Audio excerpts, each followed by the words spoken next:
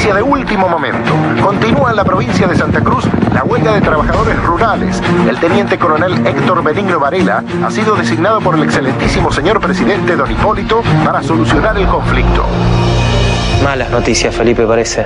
La Patagonia rebelde. Escúcheme un momento, por favor. El ejército nos está demandando la rendición incondicional. Incondicional. Señor vicepresidente, en estos momentos marcho hacia la ciudad al frente de la primera, segunda, tercera división del ejército. Ordeno abandonar la casa de gobierno ahora mismo. Los hago responsables de cualquier derramamiento de sangre. Está fuerte. Varela es un canalla. Señor vicepresidente, el general Justo y yo, el general Uriburu, venimos a restaurar el orden y la seguridad que el pueblo necesita. Voy a tener que desconfiar hasta del ministro. Observando tal Mario, pide absoluta reserva. Capitán Perón, usted es muy joven aún. Tienen 3 horas para pensarlo antes de que los caigan tiros a todos. Capítulo 12. Lo que vendrá.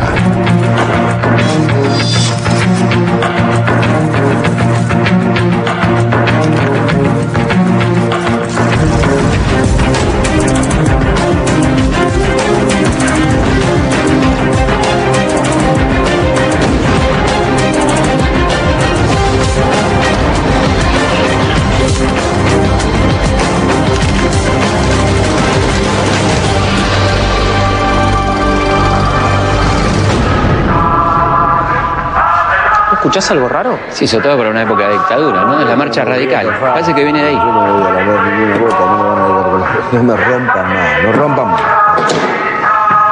Volvieron, pensamos que el partido de Alem estaba acabado, pero no. Dios mío, con esto de que se rompa y no se doble, me tienen los votos al plato. ¿Qué pasó? ¿Cómo que pasó? En la provincia de Buenos Aires ganaron las elecciones, el radicalismo. ¿Cómo debe estar Uriburu, no? Furioso está. Imagínate, mandaron a las elecciones. Muy bien, que se rompa y no se doble. Pero ¿cómo puede ser una cosa así, anular las elecciones? Puede hacer eso y cosas peores. No te olvides que estamos en una época de dictadura, ¿no? Uriburu convocó elecciones en la provincia de Buenos Aires en abril del 31, pensando que el radicalismo estaba muerto. Y va a terminar anulándolas, ¿no? No me quiero imaginar lo que van a ser las elecciones presidenciales. Sí, imagínatelas. ¿Los señores Di Natalia y Piña? Yo sabía que estaban en la devolución. Sí, somos nosotros. ¿Qué pasa? Me van a tener que acompañar. ¿Por qué? ¿A dónde? A votar, señores. Vamos, caminan. Vamos.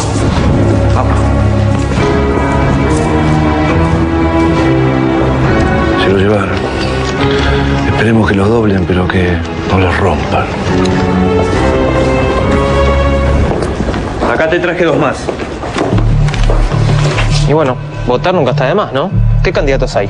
Por el lado del gobierno está Agustín P. Justo, Julio Arroca, hijo, que armaron una especie de coalición con conservadores, radicales, antipersonalistas y el Partido Socialista Independiente, que no tiene nada ni de socialista ni de independiente. Enfrente estaban Lisandro Latorre y Nicolás Repetto, una alianza entre demócratas progresistas y socialistas. ¿Y los radicales? Están proscritos con los radicales. Pero te veo muy entusiasmado, mirá que no te van a dejar votar, ¿eh? Bueno, señores, vamos que no tengo todo el día. Disculpe, me estaba informando para ejercer el voto responsablemente. ¿Dónde está el cuarto oscuro, señor? El cuarto oscuro está ahí, acompáñelos, por favor.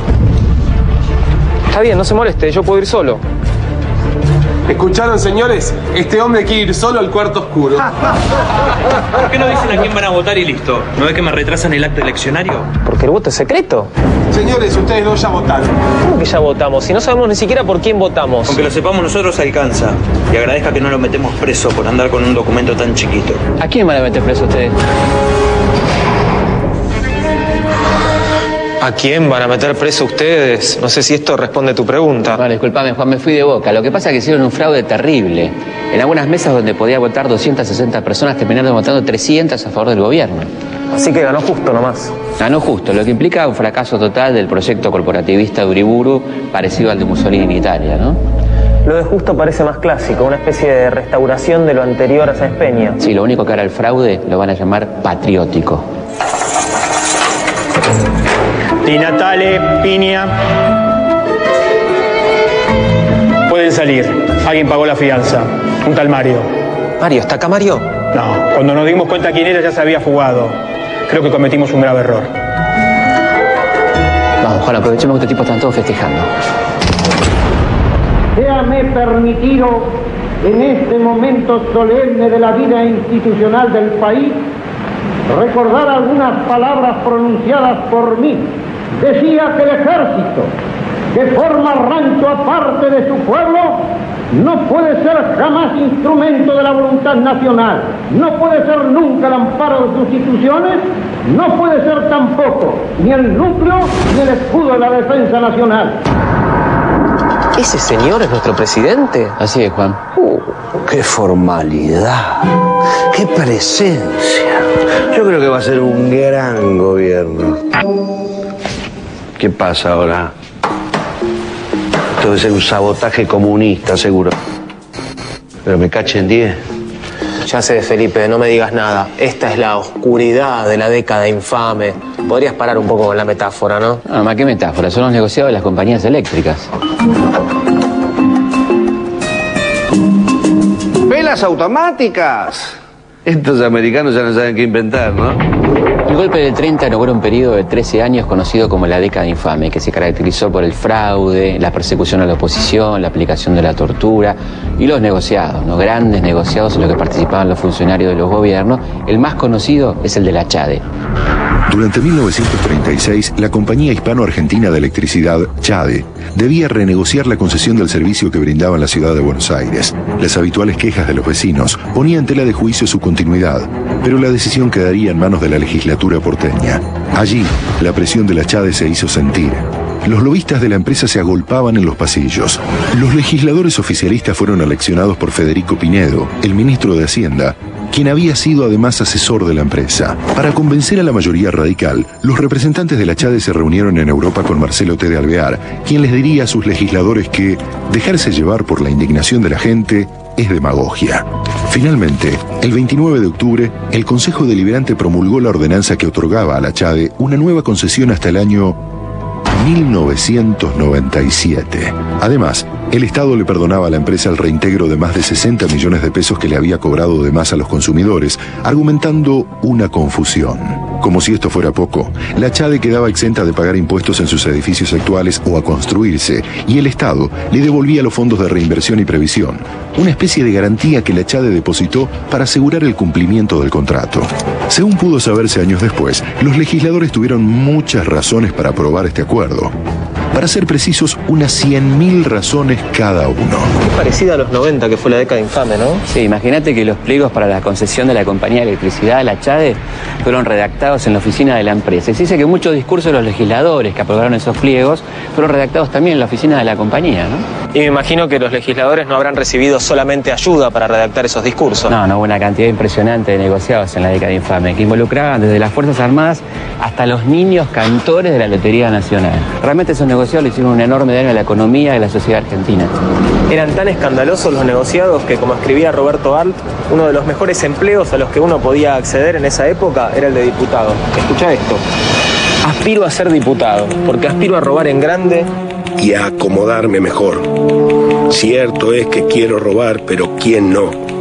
Mis camaradas también quieren robar, es cierto, pero no saben. Venderán al país por una bicoca y eso es injusto. Yo venderé a mi patria, pero bien vendida. Yo remataré al país en 100 mensualidades, de Ushuaia hasta el Chaco boliviano. Y no solo traficaré el Estado, sino que me acomodaré con comerciantes, con falsificadores de alimentos, con concesionarios. Y si ustedes son capaces de enumerar una sola materia en la cual yo no sea capaz de robar, renuncio ipso facto a mi candidatura. Porque si yo ando en libertad, es que no hay justicia, señores. Roberto Arlt. Implacable el hombre, ¿eh? Sí, y hay otra noticia importante en este diario, mira. A ver. Ah, sí, claro, es la firma del Pacto de Ottawa. ¿Qué es el Pacto de Ottawa? Es un acuerdo comercial firmado por el Reino Unido con sus colonias y excolonias, donde Inglaterra decía que iba a beneficiar a esos dominios en cualquier intercambio comercial. ¿Y eso a nosotros en qué nos afectaba? Y esto quería decir que Inglaterra iba a comprar más carne en Nueva Zelanda, Australia y Canadá y menos carne en Argentina. ¿Algo había que hacer? Sí, algo habría que hacer, pero ellos hicieron lo peor.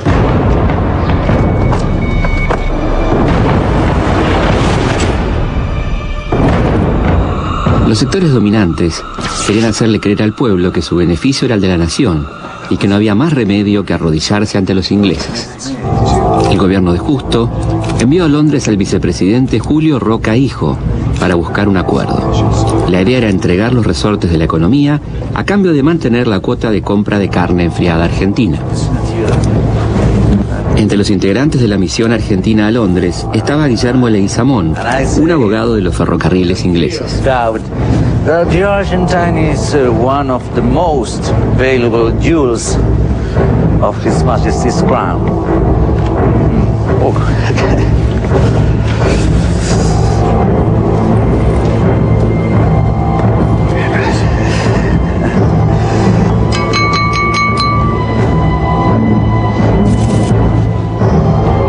Gentlemen, the constant give and take between necessity and convenience often blurs and sometimes entirely removes these borders. This is the case of the Argentine Republic, who by an interdependence which is entirely reciprocated from the economic point of view, is and remains an integral part of the British Empire.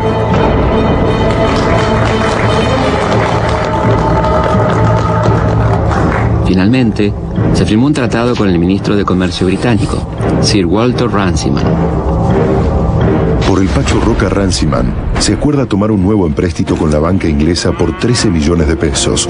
Y aunque el firmante, garante y deudor del préstamo es el Estado argentino, el dinero va a parar casi íntegramente a las empresas inglesas radicadas en Argentina.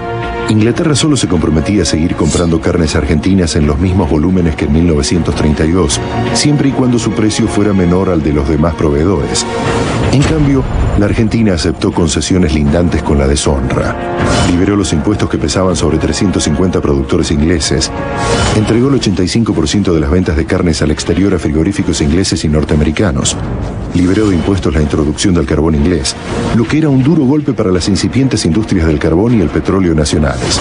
Se comprometió a dar prioridad a Gran Bretaña en cualquier licitación de obras o compras del Estado y le otorgó el monopolio de los transportes de la capital a una corporación inglesa. El gobierno inglés le dice al gobierno argentino: no le permito que fomente la organización de compañías que puedan hacerle competencia a los frigoríficos extranjeros. En ninguna parte del mundo se toleraría una situación semejante. Si en Estados Unidos o África del Sur empresas extranjeras monopolizaran el comercio de carnes en esta forma, creo, sin temor a exagerar, que verían muy pronto sus establecimientos destruidos. En esas condiciones, no podría decirse que la Argentina sea un dominio británico, porque Inglaterra no se toma la libertad de imponer en los dominios británicos semejantes humillaciones. ¡Carajo!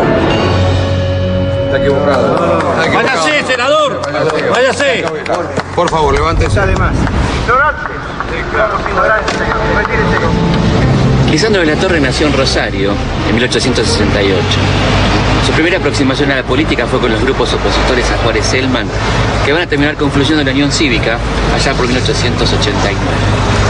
Al año siguiente participa de la Revolución del Parque, de la creación de la Unión Cívica Radical, de la que va a terminar apartándose en 1896. Lisandro de la Torre propuso una alianza con los mitristas para derrotar a Roca, pero se encontró con la firme oposición del nuevo líder radical, Hipólito Yrigoyen, y decidió apartarse de las filas radicales.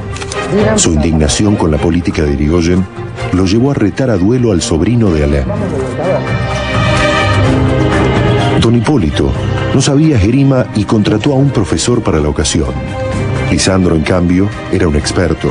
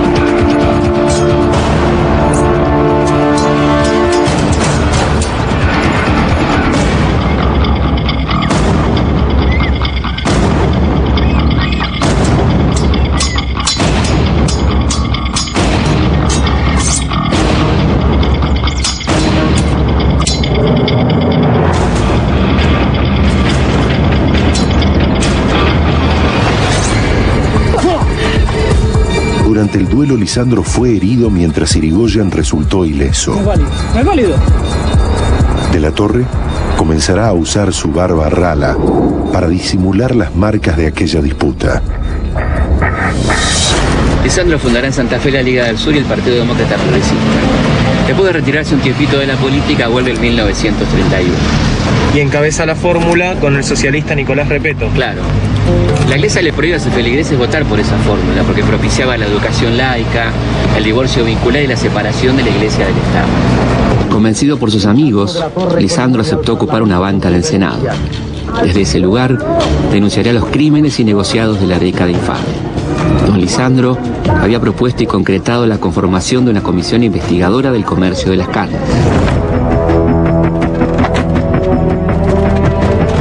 La comisión se encontró con todo tipo de trabas, desde la negativa de las empresas británicas a abrir su contabilidad, hasta la orden impartida por el ministro de Agricultura a la Dirección General de Rentas de no colaborar con los investigadores. Acá, la gente. Venga con la barca. Vamos. You cannot board this vessel by force. This is a British ship. Fuera.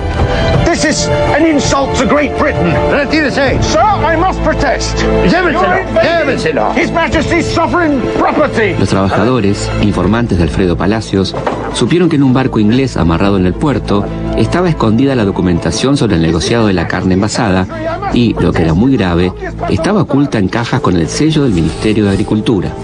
La documentación comprobaba la estafa al Estado Nacional por parte de la empresa inglesa y detallaba como gastos los sobornos a los funcionarios públicos. Acá hay algo, senador.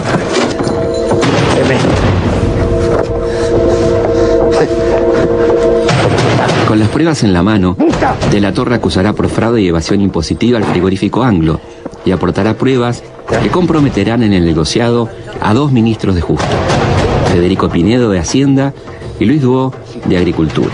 Lamentablemente, los diarios de aquellos días se ocupaban de otras noticias. Tome nota. El gobierno de Justo decide disputarle a Uruguay la facultad de traer el cuerpo de Gardel para velarlo en Buenos Aires. De esa manera se garantizaba que los medios distrajeran la atención de la opinión pública del escándalo del negociado de la carne, ¿no? Exactamente, pero el debate en el Senado va a seguir cada vez más virulento. Lisandro de la Torre sigue presentando pruebas contra ministros de Justo. ¡Miente! ¡El ministro de Agricultura miente! No permito eso, señor presidente.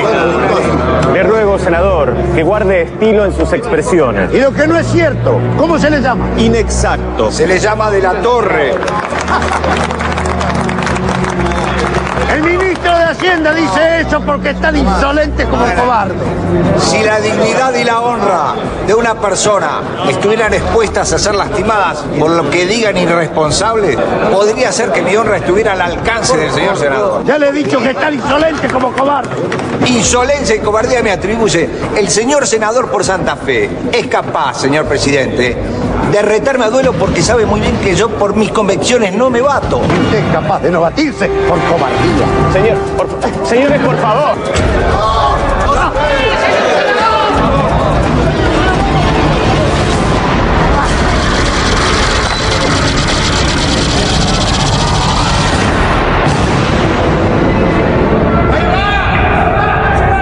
Las balas encontraron el cuerpo de Enzo Bordavere, senador electo por Santa Fe, discípulo de Lisandro de la Torre y compañero de ruta del fundador de la democracia progresista. La autopsia de Bordavere demostró que había recibido 3 balazos, 2 en la zona lumbar y uno que le lesionó el corazón. A su entierro en Rosario asisten unas 70.000 personas. ¿Y atraparon al asesino? Sí, intentó escaparse por estos pasillos, pero cuando llegó a la sala de taquígrafo fue detenido. Se llamaba Ramón Valdés Cora, era un excomisario torturador que trabajaba para el Partido Demócrata y un hombre muy vinculado al ministro Duó. Me imagino que inmediatamente el presidente Justo le pidió la renuncia al ministro y decretó el duelo nacional, ¿no? Sí, Juan. Esa noche el presidente Justo asistió a una función de gala en el Colón. Valdés Cora dijo que actuaba por motu propio, que no tenía cómplices y fue condenado a 20 años de prisión. ¿Y los instigadores?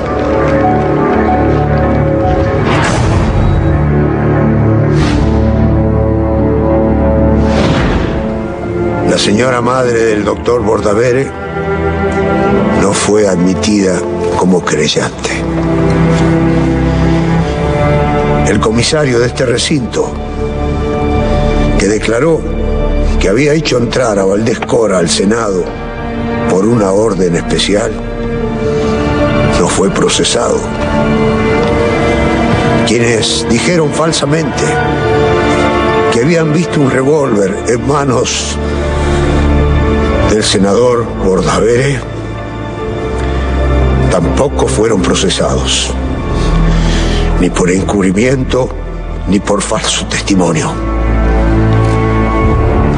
2 testigos declararon que habían visto al ministro de Agricultura saludar a Valdés Cora en antesalas. Y otros 2 declararon que habían visto a Valdés Cora en la puerta de su casa, hablando con él y recibiendo instrucciones. Y esto, en este proceso excepcional, ha sido desechado y tergiversado. Lejos de los pormenores de aquel repugnante crimen político, la atención de los medios se dirigió casi exclusivamente a la llegada del cuerpo de Gardel. El lujoso ataúd partió de Medellín el 17 de diciembre de 1935 y llegó a Buenos Aires el 5 de febrero de 1936. Los diarios no se ocuparon de otra cosa durante semanas. Gardel, sus familiares, sus amigos y el pueblo que lo lloraba eran ajenos a las maniobras de un gobierno decadente. Pero el ataque a De la Torre no termina. El gobierno de Justo decretó la intervención a Santa Fe, derrocando al gobierno demócrata progresista de Luciano Molinas. Lisandro, abatido, presentó su renuncia al Senado y se retiró a su casa de la calle Esmeralda 22, de la que casi no sale.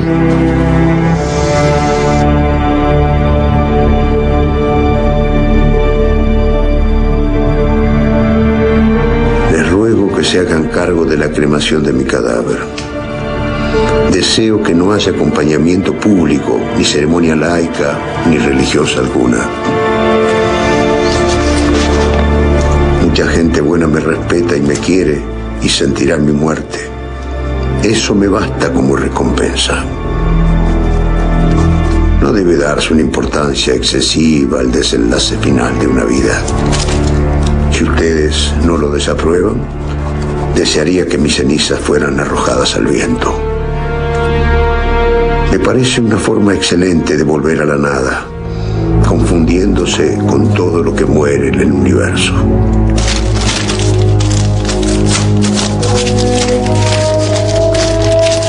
Me autoriza a darles este encargo el afecto invariable que nos ha unido. Adiós.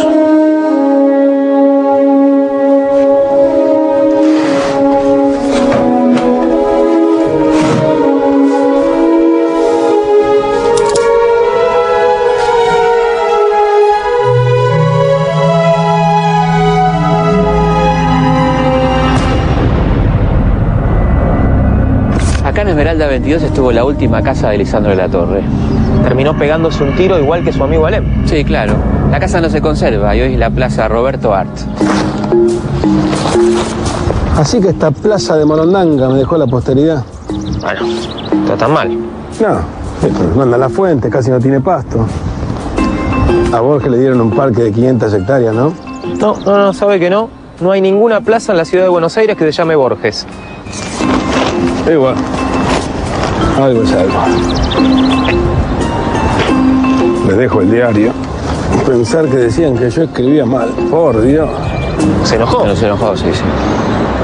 Ahora, con la muerte de Lisandro de la Torre, el panorama era bastante negro, ¿no? ¿Quedaba algo para ilusionarse en la Argentina del 30? Sí, por ejemplo, el gobierno de Luciano Molinas en Santa Fe o el de Amadeo Sabatini en Córdoba iban en el sentido contrario al gobierno nacional. Eran la otra cara de la década infame. Y acá nomás, muy cerca de acá, se está cocinando algo muy interesante. En 1935, el radicalismo liderado por Alvear decide levantar la abstención que había decretado Irigoyen y vuelve a la lucha electoral a pesar del fraude. Pero no todos los radicales estuvieron de acuerdo. No, claro, un grupo de jóvenes forma la Fuerza Orientadora Radical de la Juventud Argentina que se reunía acá, la Forja, con hombres tan importantes como Scalabrini Ortiz, Jaureche, Homero Mansi. Su principal preocupación era la lucha contra el colonialismo y la búsqueda de la verdadera historia nacional. Y la mayoría de sus integrantes terminó siendo después, importantes intelectuales del justicialismo. Sí, seguro.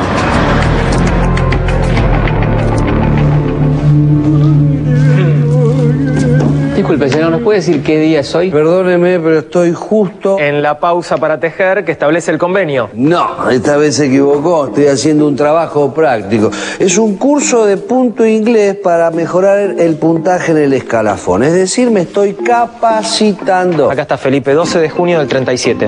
Ah, mira vos, hablando de punto inglés. Hoy presenta la candidatura Roberto Ortiz. Ah, qué bueno, me encantaría ir. ¿A dónde se hace? ¿En el Luna Park? ¿En algún estadio? ¿En la calle? No, me parece que no nos van a dejar entrar. Es un lugar muy exclusivo, la Cámara de Comercio Argentino-Británica. ¿Ortiz dijo? Ortiz. Acá lo tengo. Qué justo, ¿eh?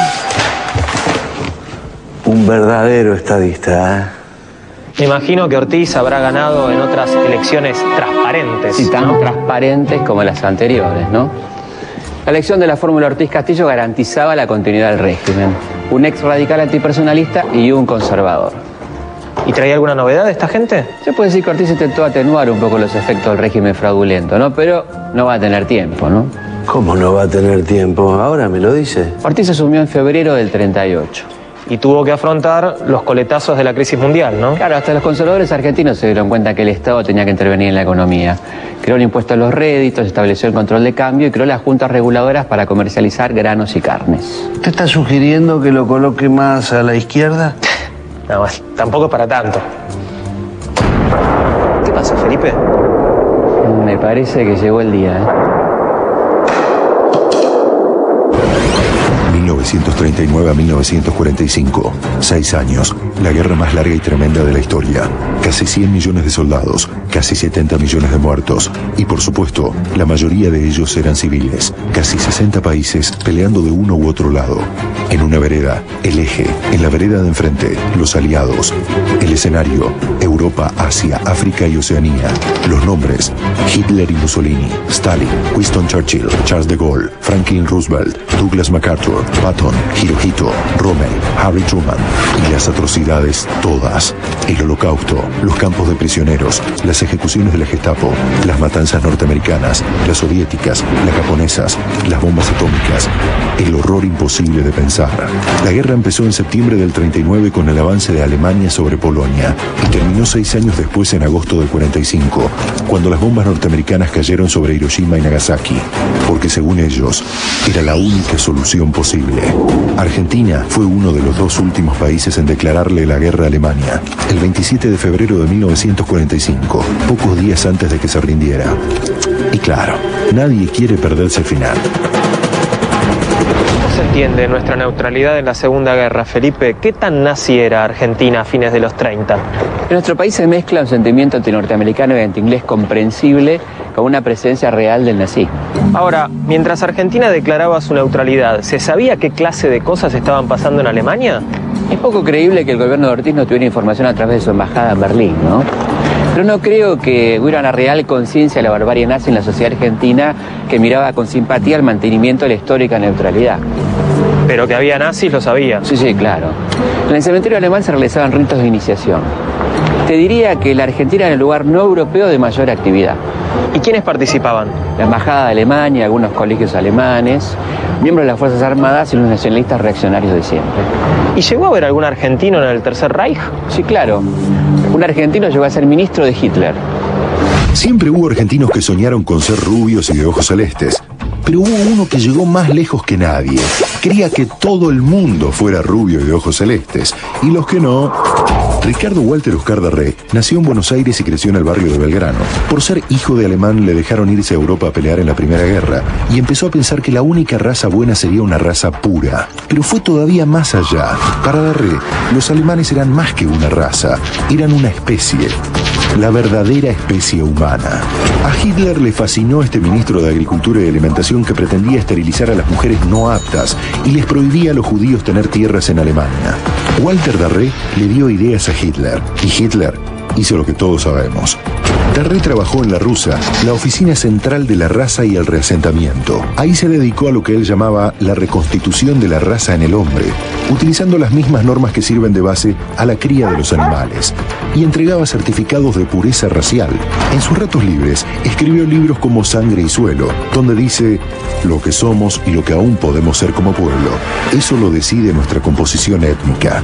En 1949 fue juzgado y condenado a solo 7 años de prisión. Murió muy enfermo, a los 58 años. El humor negro de los porteños no se hizo esperar. Con razón cayó el régimen nazi, con un ministro argentino que querés.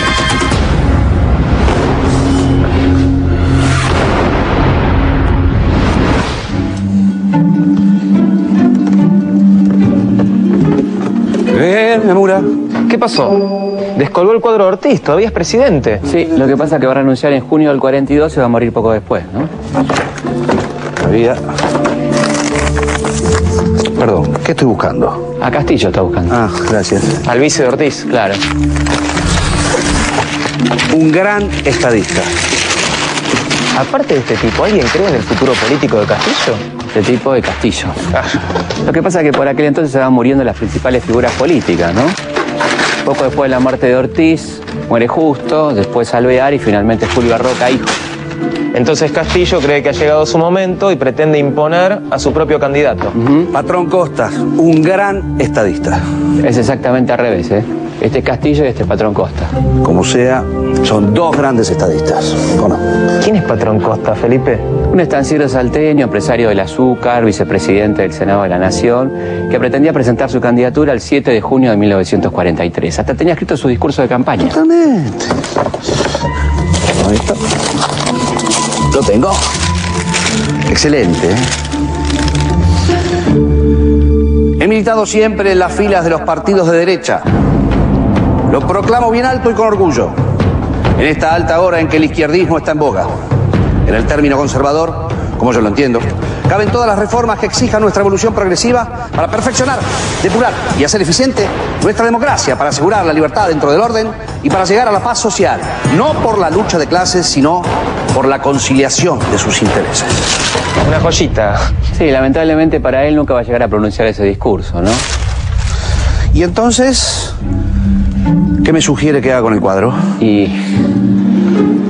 Ok, voy a leer el cuadro.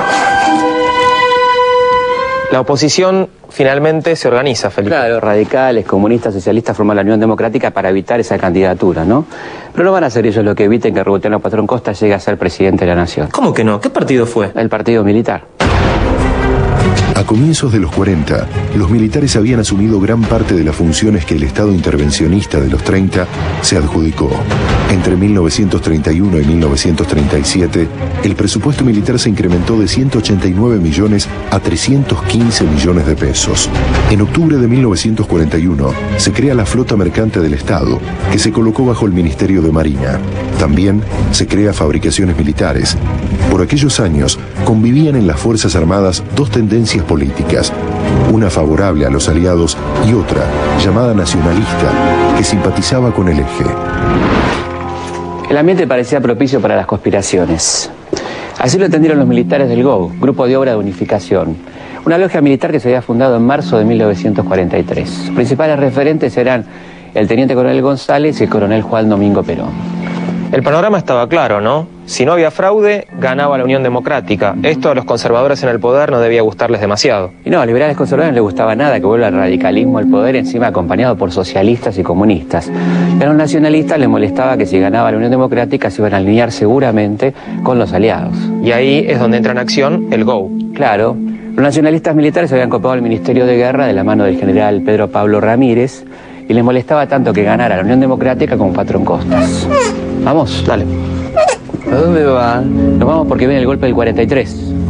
Ay, el golpe. Ustedes no tienen nada que hacer, ¿no? ¿No le importa a nadie este golpe? Y lo que pasa es que lo que estaba en el poder era indefendible. Acción de sellado que establece el convenio.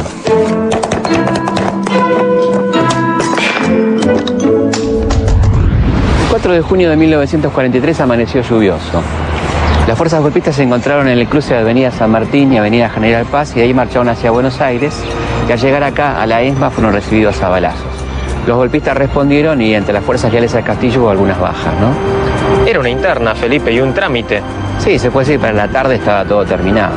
Y no parece que fuera a haber ninguna reacción demasiado airada contra este golpe. No, lo que pasa es que la imagen de las Fuerzas Armadas todavía no era tan mala, sobre todo comparada con la de los políticos después de 13 años de fraude y corrupción, ¿no? El periódico socialista La Vanguardia publicaba este balance sobre el gobierno derrocado.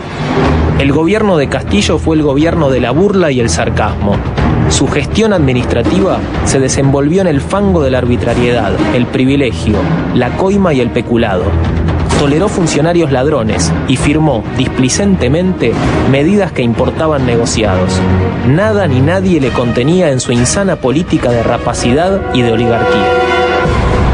Esta vez los civiles ni metieron la nariz. Es un movimiento puro. Solo la nación en armas. Un éxito, hermanos. Todo fue muy rápido. Demasiado, diría yo. Creo que la mayoría de la población ni se enteró del cambio de gobierno. Bueno, por favor, ahora les pido que me dejen solo, porque tengo que pensar y conformar el nuevo gabinete.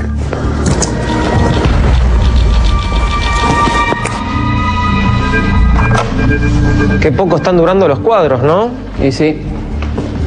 Ramón Castillo se refugió en un barreminas de la Armada a la espera de unas fuerzas leales que nunca llegaron, que existían solamente en su imaginación. El 5 de junio desembarcó en La Plata y como 13 años antes Irigoyen presentó su renuncia en la capital bonaerense. Por fin, no sabe lo que me costó conseguir este cuadro de Rawson, un incunable, lo pagué una fortuna. Muy mala inversión. ¿Por qué? Podría decirse que Rawson quiso encabezar una revolución a la que nunca había tenido mucha injerencia, ¿no? ¿Ustedes dicen que mejor ni lo cuelgo?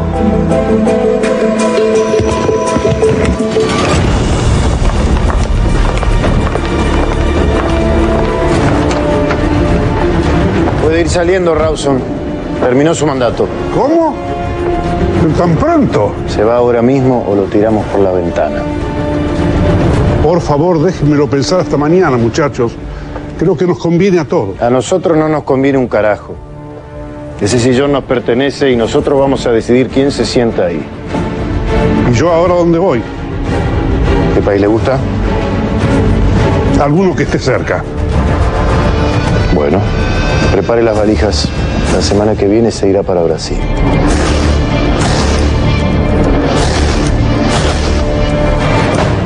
¿Dónde estaba? En el baño. ¿Me perdí de algo? Ah, sí, el extraordinario gobierno de Rawson. Dios mío. ¿Qué tal la presidencia de Ramírez? ¿Bien? ¿Cómo va a ser, señor? Es la restauración total de las libertades avasalladas por el fraude. Me parece que no fue tan así, ¿eh? ¿Ah, no? Uy, la cadena, disculpen.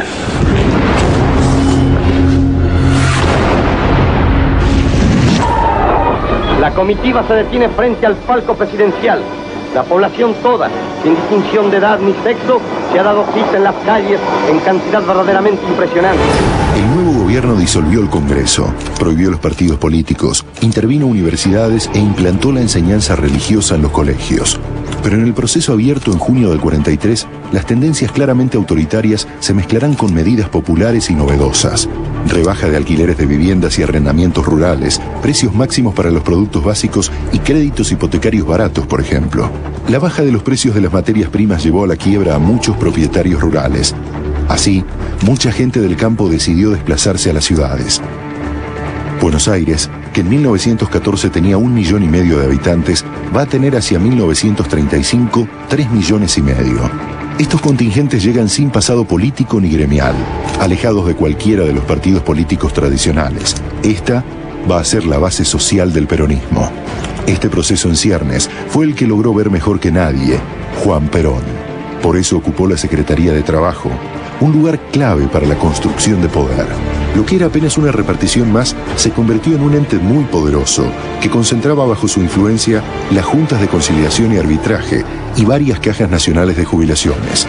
En la Casa del Teatro, los autores de la Argentina ofrecen una copa de sincero agradecimiento al secretario de Trabajo y Previsión, Coronel Perón, por haber solucionado con su intervención el viejo problema de los empresarios teatrales. la Secretaría se dirigió a satisfacer aspiraciones de los trabajadores. Aumentos salariales, vacaciones pagas y estabilidad laboral a través de convenios colectivos.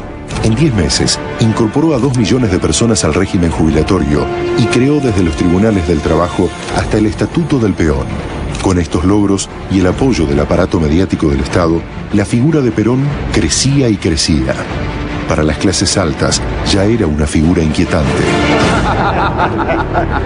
¿Pero hasta dónde piensa llegar este hombre? Es un nazifascista. Buenas tardes, señores. Buenas tardes, coronel. Sé que querían verme, que están preocupados. Les preocupa mi intención de controlar los sindicatos desde el Estado. A lo mejor prefieren que los controlen los comunistas, ¿es así? No. La situación es grave, señores.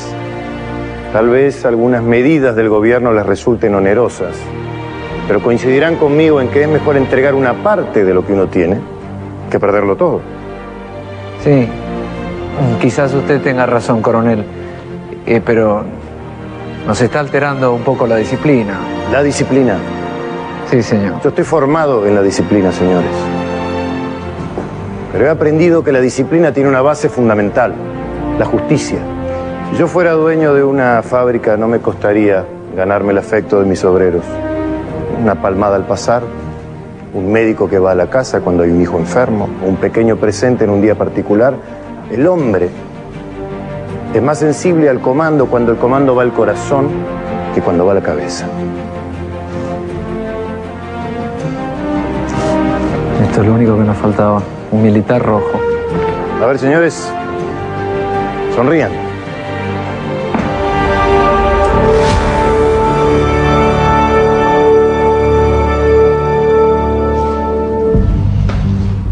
Hombre previsor, ¿eh? Que Dios nos ayude.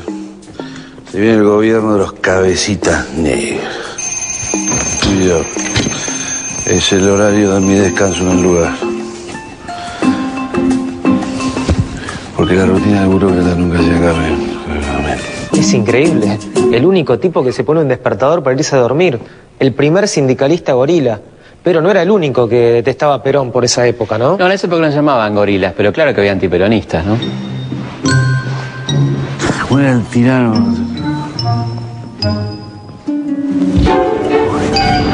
La oligarquía odiaba a Perón de una manera que parecía ir más allá de sus intereses de clase, ¿no? Bueno, pero es lógico que los terratenientes odiaran al tipo que impulsó el Estatuto del Peón, ¿o no? Sí, lo que digo es que era un odio desproporcionado, porque después todo no era tan difícil cumplir con los requisitos del Estatuto del Peón. ¿Y entonces? Yo lo que sentía que por primera vez el Estado estaba por encima de sus intereses. Uy, Felipe, parece que el peronismo está haciendo temblar las estructuras sociales. No. Parece que esto no es una metáfora, esto es un terremoto en serio, ¿eh?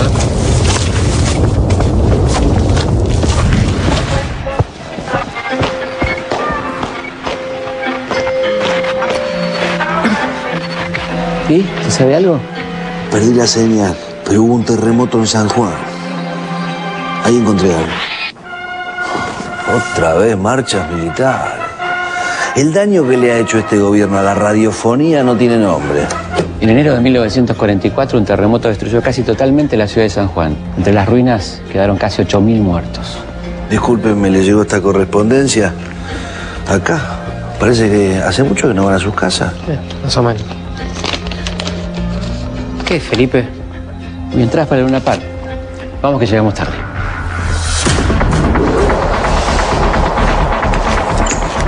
Este Mario Pellegrini tampoco tiene mucho que hacer, ¿eh?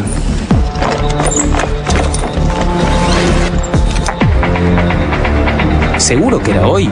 Parece que no hay nadie. ¿Quién toca?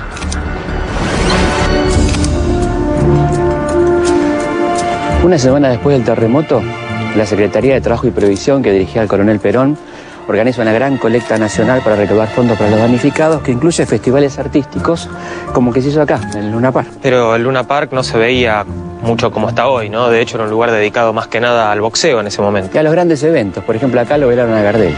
Vení.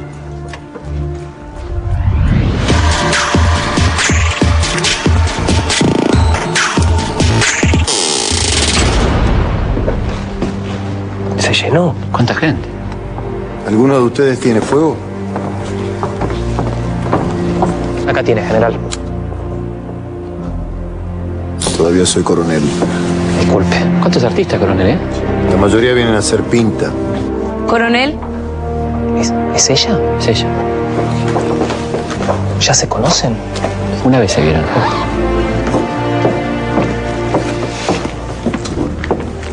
Gracias por existir. ¿Dónde trabaja usted? En Radio Belgrano. Una compañía de rascas. Los señores se estaban yendo, ¿no? Sí, no, estamos yendo. Mucho gusto, ¿eh? Bueno, muchísimo. Nos vemos. Quedémonos tranquilos. Felipe, parece que nosotros hasta acá llegamos. Sí, pero la historia para ellos recién empieza. La historia que viene ya no será igual. Se ha desatado el proceso indetenible que transforma para siempre aquel relato de héroes en una historia de protagonistas complejos e imprevisibles. Las masas, el pueblo, la gente, los argentinos. Por primera vez, miles y miles de personas que jamás habían votado ni participado en política saldrán a las calles.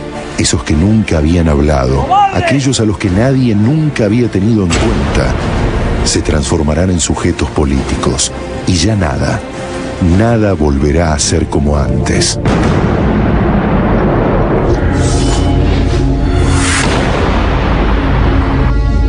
No podemos seguir viviendo en estas condiciones. No podemos permitir que este sistema de explotación nos siga humillando. Tenemos que pasar a la acción directa y eso significa no pagar más el alquiler. Anarquista se nace.